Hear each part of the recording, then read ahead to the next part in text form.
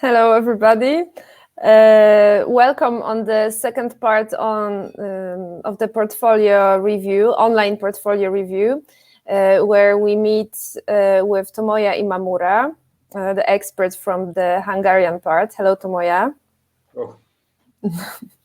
And so the brief introduction: who we are, what are we doing here? We are the No Borders Photography Exhibition Awards, and this is the award and the contest for young participants from Visegrad countries and Ukraine that can submit their photos in 5 categories. 5 single image categories: portrait, which we are reviewing at the moment, landscape, street photography, creative, and document, as well as the series of images. For all the participants, we have many beautiful rewards, and one of them is participation in the portfolio review live during Photo Art Festival in Bielsko-Biała. You can win a solo exhibition, the production of a solo exhibition, if you are lucky. But most of all, there will be a group exhibition traveling all over these 5 countries that are our partners. So this time we already have, I was the lucky reviewer who reviewed a series of images categories. And at the moment we have Tomoya Imamura from Hungary, selected by Wonderland Alapítvány, the foundation that is our partner from Budapest, and he will be talking about the portrait section, the portrait category section, and some works that have been submitted there.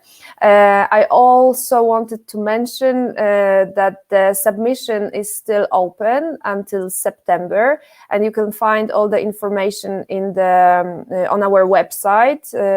You can see the link below, as well as on Facebook, the social media for old people.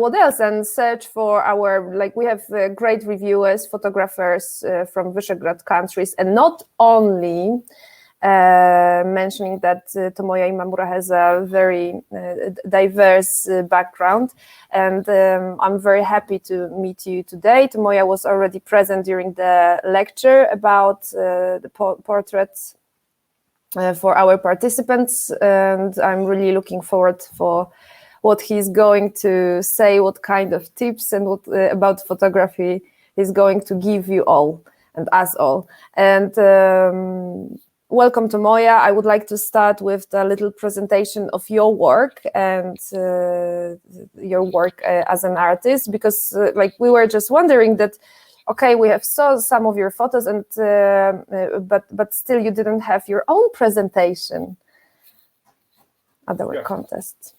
Okay, I will start off with that then.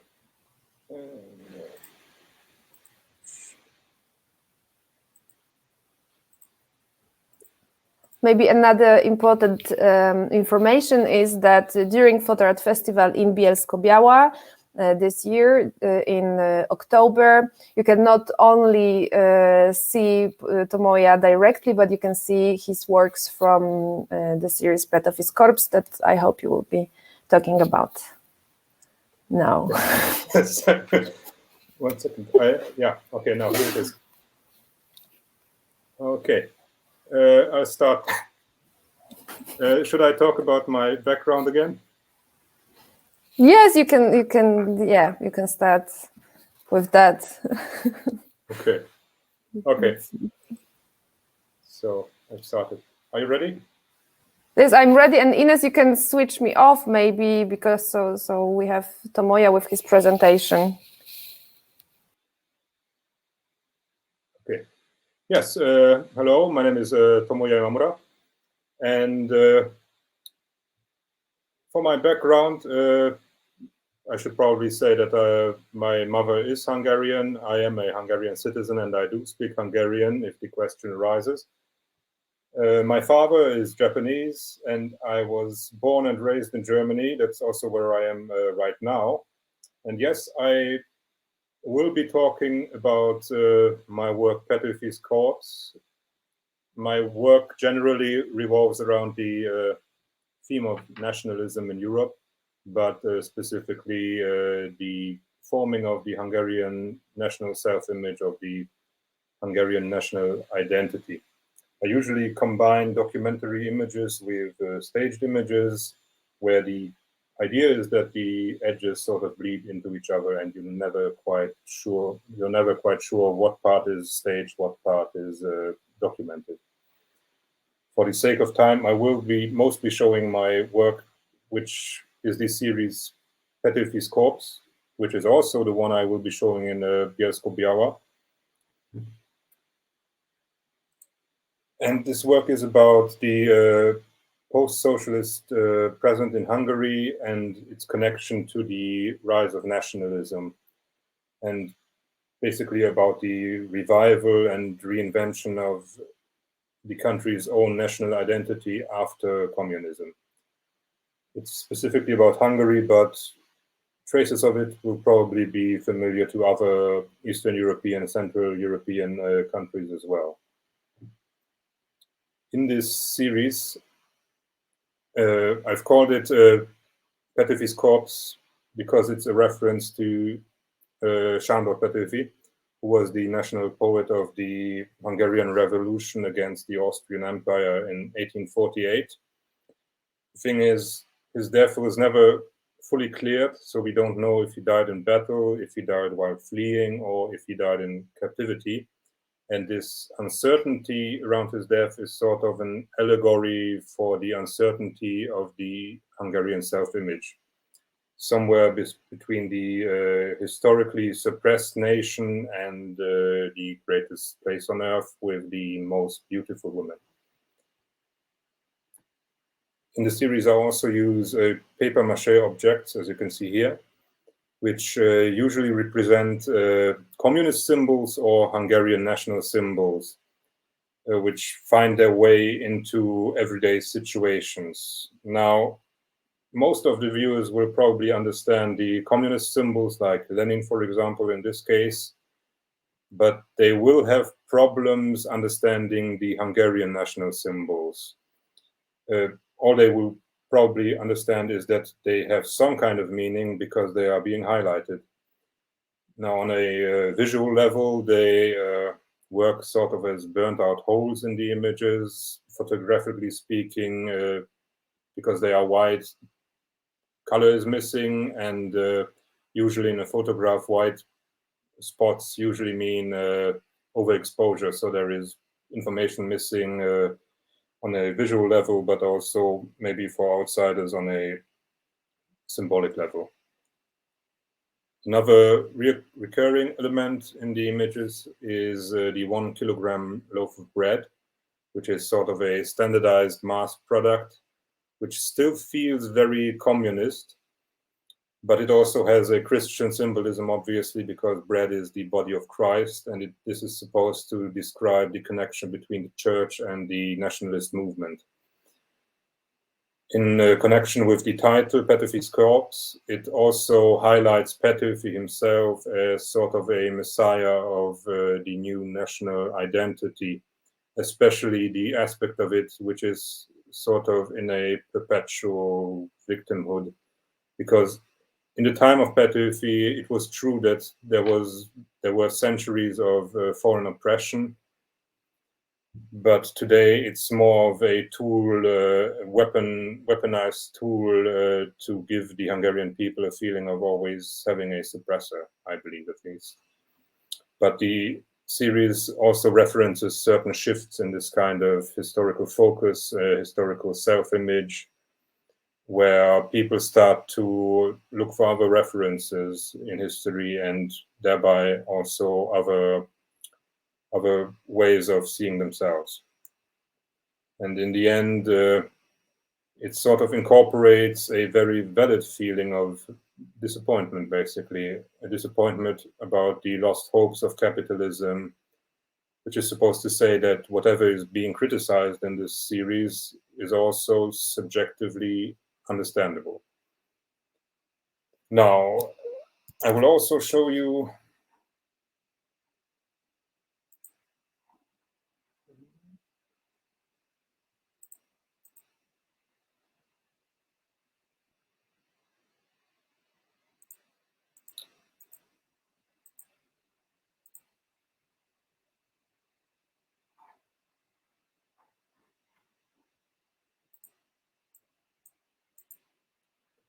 I will also show you some of my work in progress, which will be my new series called Born with Teeth, which is about a very specific aspect of Hungarian culture, Hungarian history, and sort of connects to the series before. The title itself, Born with Teeth, references a pagan superstition which says that a child born with teeth is destined to be a tartosh, which is a sort of shaman, a sort of witch doctor, if you like, if shaman is how it's pronounced at all. And the series itself revolves around the revival of pagan culture, of the ancient Hungarian culture of the people who came to the Carpathian Basin over 1,000 years ago, who were nomadic people from Central Europe and therefore also pagan. But there is a growing movement in Hungary which tries to revive this ancient culture, although there is very little historical scientific evidence left, but they are still trying to revive traditions such as archery, horseback archery, shamanism, and the symbols of that period. In this series again, I'm looking for places, looking for people that reference this culture. For example, here is the one in the middle is a monument for Attila the Hun, who the Hungarian people, much like the Turkish people as well, view as their ancestors. The Huns also were pagan people, but centuries before the pagan Hungarian tribes came to Europe, but still they saw a sort of connection between the Huns and the Hungarian tribes. Much like in the series before, I'm also combining documentary images with staged images. In this case, the staged images refer to specific Hungarian legends. And as I said, this is a work in progress, so maybe you will be seeing images that will not make the cut in the end. I'm also showing aspects of everyday life in Hungary, such as the monuments that are being built, and also this kind of rune scripture, for example, which has very little vague historical scientific references, but is being displayed at the entrance of towns and villages. After the signs for the village itself, it has the same sign in rune scripture, for example. And it's, I feel, basically a way to emancipate the Hungarian identity from the perpetual cycle of failed revolutions. I believe, at least, I get the feeling that this is a way for the Hungarian people to find a historical reference that is not just about revolution, but something they, I believe, seem to be more proud of. For me personally, it's interesting because coincidentally, I am half Japanese, half Hungarian, so geographically that sets a point in Central Asia, where the Hungarian people derive from. So sort of in a poetic way, I might look like someone original Hungarian who came from Scythia back 1,000 years ago. And this is sort of a poetic, interesting coincidence that drew me to this specific time period as a starting point, so to say. But it draws into the whole theme of national identity and the historical references that build up our understanding of ourselves. As a last image from this series for now, this is, for example, a staged image that references the most ancient tale of the Hungarian origin, where two Scythian princes were on a hunt, hunting a miraculous deer, a sort of very fancy deer, for a long time, and it led them towards the west. Eventually, they lost track of the deer, but they found a land that made them leave Scythia, Central Asia, and lead their people towards the west, which is what paved the way for the Hungarian nation to arise later on. Those princes were also called Hunor and Magor, which references the Huns and the Magyars, and is supposed to highlight the connection between the two people. I forgot to show the book, so I'm just gonna make a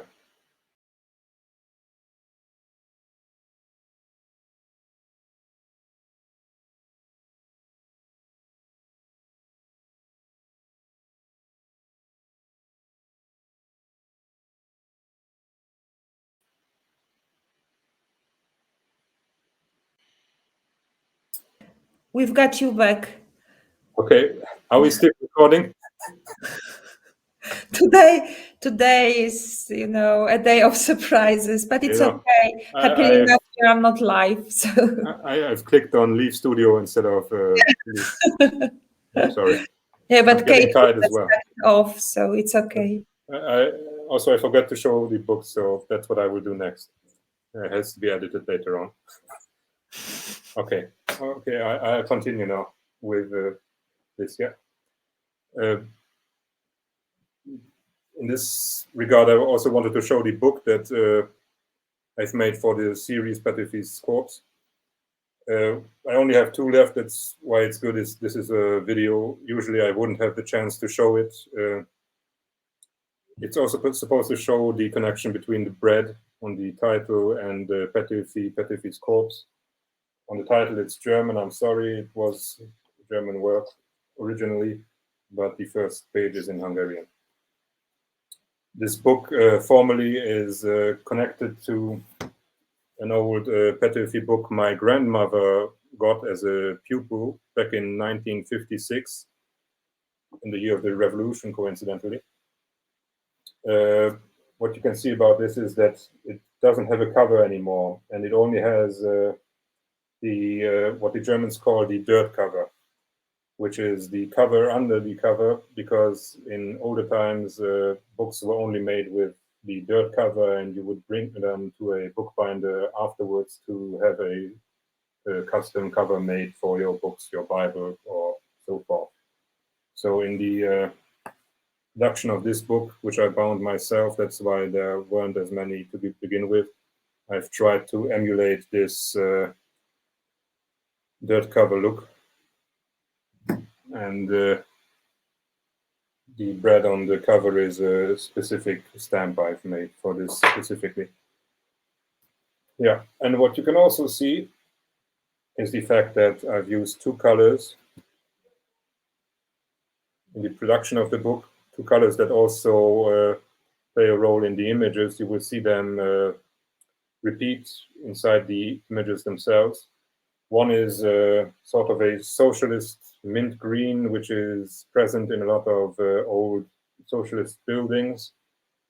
The other one is a faded orange, which is supposed to reference a post-socialist style of painting houses inspired by a Mediterranean orange, inspired by the telenovelas that became very popular after communism. Probably not just in Hungary, but also in other Eastern European countries. Okay, now I will start the review.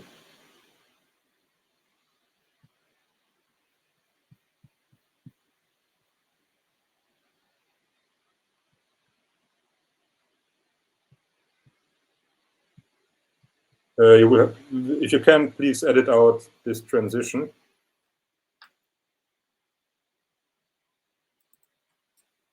Which brings us to my portrait review. I'm calling it a portrait review because it's not really a portfolio, more of a single image review. And I've chosen a handful of images from all the images I've got. And much like Kasia, I chose them for educational purposes more than anything else. It's not necessarily about the best or the worst images, more about images I can basically talk about and say something about. Usually I don't have any context for these images, so it's mostly about what I can see in the images themselves. For some, I do have some kind of background information, but you will see later on. First off, we have Emilia Martin, who photographed a lesbian couple in intimate embrace, which also means that for all the Hungarian viewers, your discretion is advised, which is my little poke at the Hungarian government. But I'm assuming that in Polish society, the Polish government also isn't in love with homosexuality. So what this means for this specific image is that the gaze of the girl in front is sort of a confrontation with the camera, with the viewer. And it's supposed to show that she is not ashamed of being homosexual. And this is also the main focus of this image, the main message, I guess. All in all, the composition is very good as well. The lighting, everything is very good. The only grievance I might have with this image is that it stages intimacy, which is generally an antithetical thing, which isn't generally a problem, but because I know it is a staged image, I start to look at the people and feel like they are acting, which is specifically weird with the girl in the back, because she seems to be very much into the situation, while the girl in front is more preoccupied with confronting us. It's probably also about the surroundings, because this is not a situation you would just stumble into and photograph, or if you would, you wouldn't be this close, this upfront about it, because it would be an intrusion into a personal space.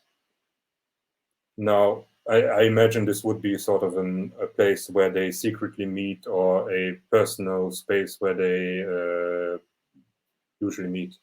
And also this means there would usually not be a camera around. As an example for this, I have picked Tobias Siloni, who also photographs young people in their natural surroundings. And it's also sort of a private space, but it's also a place where you are not surprised about a camera being present. Actually, if you look at the series he produces, at some point you start to forget that there is a photographer present who's in their personal space, and you just start to concentrate on the images themselves. So the only suggestion I would have basically is trying to balance staging and intimacy, which is very hard, I know. And maybe by changing the framing or changing the surroundings to a situation that feels less of an intrusion, or maybe if you are in a very personal space, try to balance the situation with how you approach the image, so as to not get this feeling of staging, not get this feeling of acting on some parts. Next off, we have Adrian Yozan, who sent us a self-portrait of herself after chemotherapy, which is a very emotional theme itself. So she made a very good decision by closing her eyes, which is the exact opposite of what we saw in the last image. And it helps because the theme itself is quite emotional, but she avoids this kind of confrontation, which would make it even more emotional. And she also, just by closing her eyes, doesn't draw away attention from the general composition of the image. On a pragmatic level, it also shows that her lashes are missing as well, which is something you don't necessarily think about when thinking of chemotherapy and its consequences. By closing her eyes, it also homogenizes the image to where you start looking more at the texture of the skin and the composition of the image itself. By drawing away the focus, you start looking at details on the skin where the color is slightly different, or, for example, the bruises she has on her neck. There's also a very subtle but important choice in this portrait, which is that the color temperature is slightly warmer, just a few points, but it changes the perception of the image to a more lively perception, which is a very subtle but very important, very good choice in my opinion. Then we have Esther Rossoni, who sent us a portrait of her brother. And in this image, again, we have very good composition and very good use of a lighting situation. I believe in this case it is the setting sun. What's also very good is the composition of the image, because she uses diagonals which create dynamics in the image. Dynamics create movement, but she also has a dynamic in depth, because the person is leaning backwards slightly, so you have a depth into the image as well. And also, speaking about the general composition of the image, it's important that she left enough room on the top, because that's where the composition is generally flowing. So the person, the composition of the person, the movement of the person has somewhere to go, has enough room inside the image. And as I said, the lighting is also very subtle, creates a very sensible mood, a personal mood, and greatly contributes to the feeling of the image. Next off, here's Adam Goro, who made a more graphic image. Graphic in the sense that it's more about shapes and how lighting creates shapes in contrast with shadow. The shadow itself comes from probably just having one light source, but the shadow is also a divider in this image, because it divides the face in half. We again have a situation where the eyes are obstructed, so you look more at the shapes than having a confrontation with the person in the image. And there is a very specific little detail I find very important in this case, which is the slight highlight in the left eye, which is in the shadow. But these few pixels basically give the viewer a feeling of texture, a feeling of, you have a feeling for the glossier eyeball, and it is really just a few pixels, but it reveals a lot of information. So all in all, it's a good image with great use of graphical elements and a good composition all in all. Then we have Veronica Khan, who made a basically nude photograph, an act photograph in what I believe is a personal space. Now, I don't know if this is the personal space of the person she photographed, but it nonetheless creates an intimate atmosphere. Again, we have a single light source from a window probably, and the elements in the room also contribute to the composition of the image. This light chain in particular is an important diagonal divider, which again gives the image some kind of movement and benefits the composition of the image. The only thing I would suggest is maybe incorporating the room more, because if it is the personal space of the person you photograph, the room can sometimes reveal more than, for example, the naked body itself could reveal, because it's composed of a lot of specific choices the person itself makes. Also, in this image, there is a very elegant solution where she cut off the image at the vagina. So you see a little bit more than you would usually see, but you don't see too much. So there's a very elegant solution if you want to do nude photography, where you don't pull any punches, but you don't make it pornographic in any way.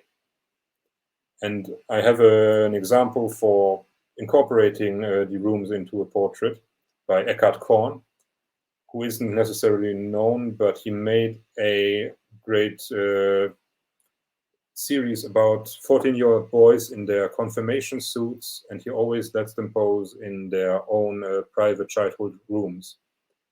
And in this case, the room almost says more about the person than their faces in the image. And the suits they are wearing are specifically not saying anything because they have to wear them. And this is contrasted with the rooms that is saying a lot about them. And I believe you could do the same thing probably with nude photography. And in that case, I would probably leave out the fashion accessories because they reveal something that the room already does. And then you have a contrast between the naked body and the fullness of the room, and a contrast between the information that each reveal, which leads to a dynamic in the image you could use. Now we have Václav Sobek. I'm hoping I'm pronouncing that somewhat right. I'm sorry if I don't. Who has sent us an image that has a lot of good elements, and particularly, I assume he chose this specific image because coincidentally the person on the right is there and there is a contrast between the two people, which is also one of the interesting parts of the image itself. I'm assuming that's also the reason why he chose this specific image. There might have been images that are better composed, but there is a coincidental dynamic here that he didn't want to pass on, and I understand that completely. The problem this image has generally is that there's a lot of clutter, and clutter is a bit hard to compose in an image. There are a lot of negative shapes, which are the shapes between the shapes that don't add up, but negative shapes have to be composed the same way that positive forms have to be composed in an image. The solution I would suggest in a case like this is one that Shiori Kawamoto uses, who is a Japanese photographer, and she usually photographs young women in Japan in their rooms, and these rooms are always cluttered to the brim. And she always has a framing where all of the image is clutter, basically. This leads to the fact that all the clutter becomes noise. And you don't have the problem of composition anymore, because the whole image is noise and the person is sort of in between this noise and you don't have to compose the room itself. So this is a suggestion if the next situation like this arises, where you have a lot of clutter, a lot of information in one image, and you don't quite know how to compose it. Just let it fill the frame entirely. Now we have Marlena Masłowicz, who's made a very well-executed, highly staged image. Composition is good, the lighting is good, everything formally about this image is good. It's a good image, basically. My only problem with it is that the messaging itself is a bit too on the nose. I feel like it's a bit too obvious. It's something about putting on a mask for society or putting on a smile because that's the expectation of society. On a technical level, I don't like that the paper is rolling up in some places, which can be easily fixed by gluing them down the next time. This leads to me imagining her cutting out the elements from paper, and this sort of breaks the surrealism of the image. But going back to the symbolism and the analogies she wants to make, I have an example, which is Roger Ballon, who also does highly staged images, also black and white. He's an American photographer who mostly photographs in South Africa. And the difference is that his messaging, his symbols are not quite as clear. And this is a general thing in contemporary art, where you have symbolism, you have metaphors, and you understand them broadly. You understand the theme of the image, but you never specifically know what each symbol is supposed to specifically mean. So it becomes sort of an interaction with the viewer, where the viewer himself has to interpret the image. He becomes an active participant, and this leads to the viewer also having to think a little bit more. So this is the only suggestion I would make, is that you should probably try to make these symbols and metaphors a little bit less obvious, or give a little bit more room to interpret them. Yeah, but overall, the image was pretty good. Now we have an image by Agata Kaputa. And this image I selected because I just like it. It's a good image, and I believe it illustrates that coincidences sometimes can lead to an image that's probably even better than the image you had in your mind beforehand. What you can see here is that you can see the studio situation around the image, and specifically what I like about it is that the person is dead center, but the background is slightly off center and slightly diagonal, which gives it some kind of movement, a little bit of dynamic. And by the pose, you can also see that the person wasn't probably quite ready to be photographed. As a side note, I would not use watermarks. Just a suggestion. I just wouldn't do it. Another thing I like very much about this, that you can see that she probably went through her hair just before the image was taken, and her face isn't quite ready to be photographed as well, because there is a slight remnant of a smile on her face still, and her eyes are slightly closed, which leads to them being sort of melancholic. And all of these are coincidences which led to a very good portrait, in my opinion.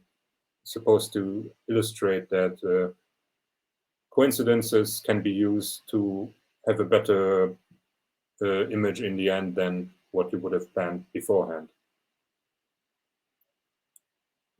Now, this is an image by Patrick Janota with multiple exposures, and from the images I've seen from him before, I would assume that this is an analog photograph, so he probably didn't have full control over the layering, over the composition, which is also the only thing I would suggest changing, because it seems kind of random.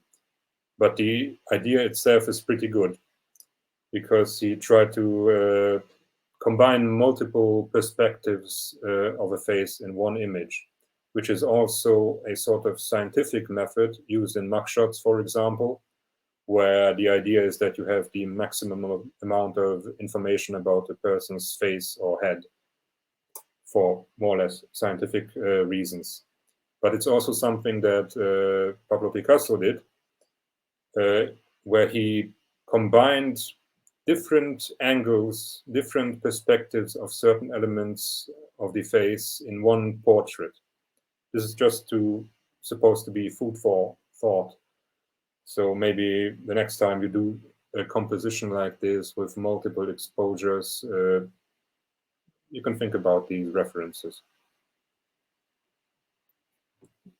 Now here's Marta Corson, who did a great portrait, which also has a single light source, which is probably a window. And what this picture shows is that we also have a kind of layering with this cloth, which creates a depth to the image. And it's also always just interesting visually for the viewer to see that within the image there are different layers.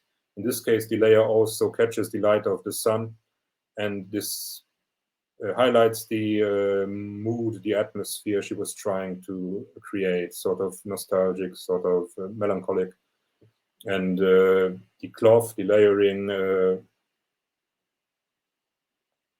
helps with this creation of mood.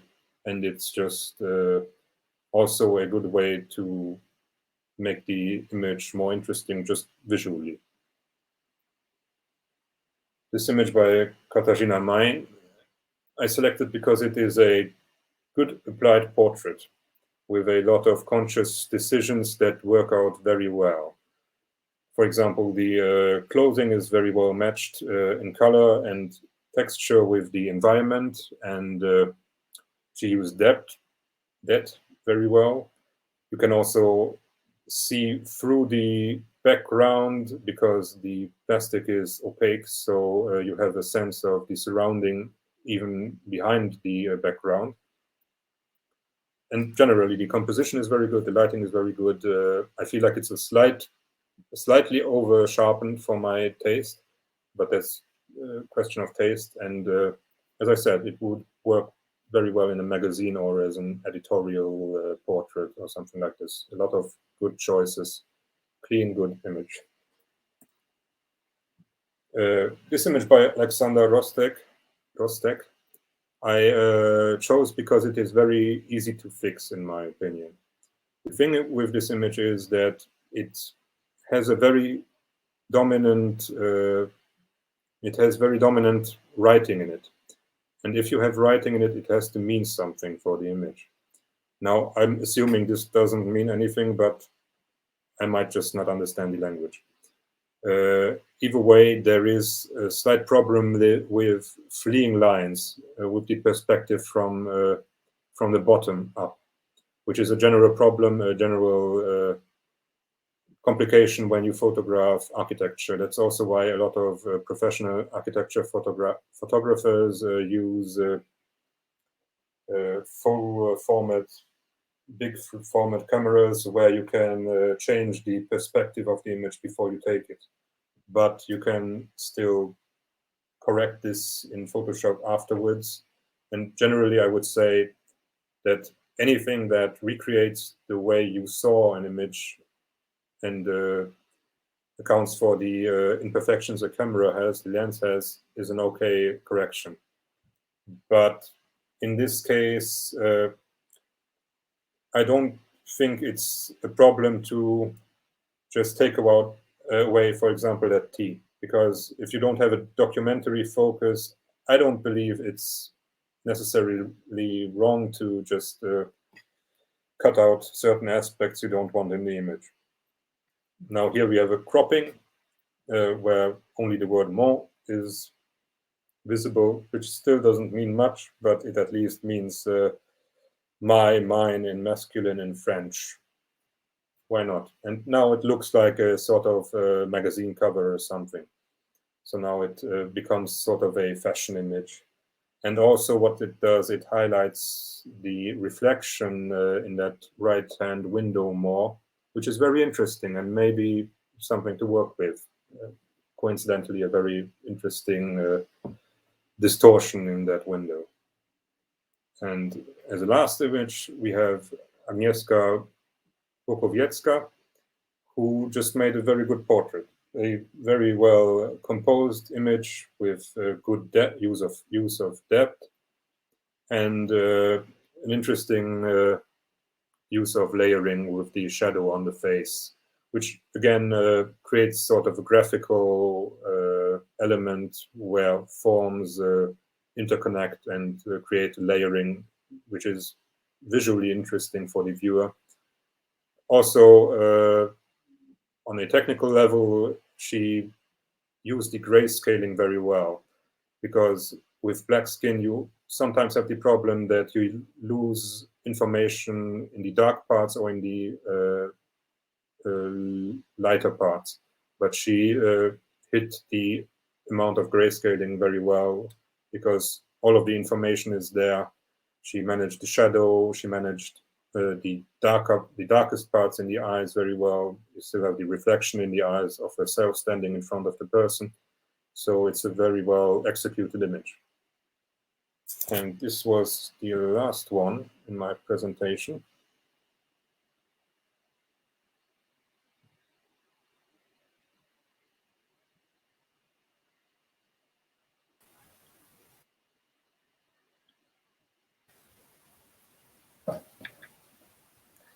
Okay, yeah. Thank you very much, Tomoya. Do you have any summarizing ideas about the whole contest and about the different pictures that you have seen in the portrait section, in the portrait category.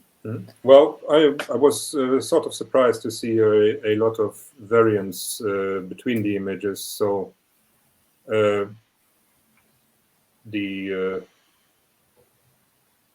conclusion I can make is that really there is no single approach to making portraits, but since we've seen a lot of very highly staged images and a lot of more documentary or report photojournalistic images in a sense, so what I would suggest or say or give a tip to is that if you have a plan beforehand, that's good, but if a situation arises and you can use that situation to your benefit, or you have to adapt to a situation, use that for your image as well. We've seen all kinds of things, both this, both that, both in between, so find your way. Okay, thank you for your review. Thank you, participants, for sending us your photos. The contest is still open, and you have a chance to meet Tomoya live during Photo Art Festival in October, and you also have a chance to participate in the group exhibition. So please check our website and submit your photos and tell your friends about it and get recognized by Tomoya Imamura. And recognized by me. Also, if you have questions specifically about my review or in general anything, you can contact me on Facebook or Instagram. But as we've stated before, Facebook is for old people, so I won't check that as much. Yeah, and we address the contest only to people up to 35 years. So yeah, so check Tomoya on Instagram. Yeah. Check his website. He has one as well. And you can write to us, of course. So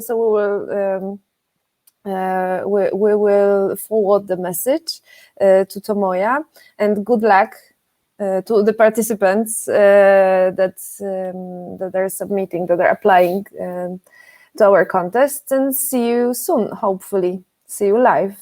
Yeah, see you. Thank you very much. Oh, I wanted to state as well that our meeting was co-funded by the International Visegrad Fund, and we are very thankful for that. We are looking forward also for the next reviews, who are also the jury members from the partners organization, that will happening, next month probably. Thank you, Tomoya, once again. And see you next time. Hopefully we have recorded everything, but I can see that we are live for 48 minutes now. I believe so. Tell me if you didn't. Otherwise, you will wake up, and during your sleep, you will remember what you already said. Yeah. By now, maybe, you have repeated it so many times already. You even have to see it. Maybe I'm not even sure if it's worse or better than before. We won't find out. Okay, thank you both again, and sorry for my mistake. No problem. Now it's recorded, so we meet it in October, Tomoya. Yeah. And I'm looking forward to seeing you. And and I think that's it. Yeah. One thing. This time I forgot the book, so I put it on the end. If you could edit that. Book after. Yes, I remember. Yeah. Nice. Okay. Then thank you very much. And, thank you. Have a nice Sunday. Yeah, you too. Both of you. Bye. Thanks. Bye. Bye. Ty jedziesz do brata. Okay. Tak, czekaj, już nie będziemy to nagrywać, ja się rozłączę. Dobrze, tak.